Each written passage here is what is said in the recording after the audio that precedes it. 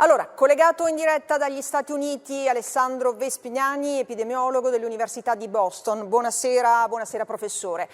Buonasera. Allora, il direttore dell'Istituto Superiore di Sanità ha detto che i casi positivi sono solo la punta dell'iceberg perché non è possibile conteggiare gli asintomatici. Lei cosa ne pensa?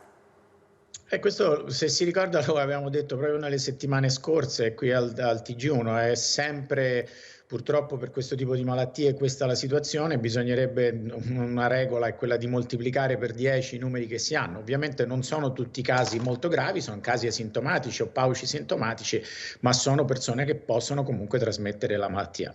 Il Ministro della Salute, abbiamo sentito, ha firmato un decreto con gli indicatori da rispettare in vista delle riaperture. È importante secondo lei?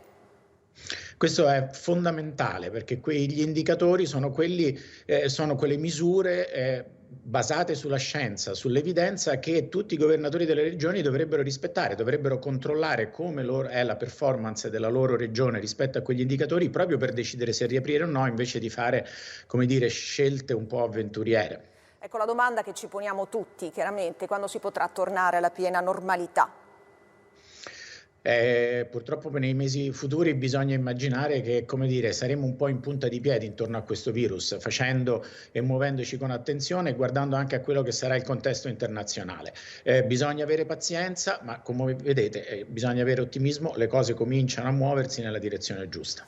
Grazie professor Vespignani. Ed è il record di guariti nelle ultime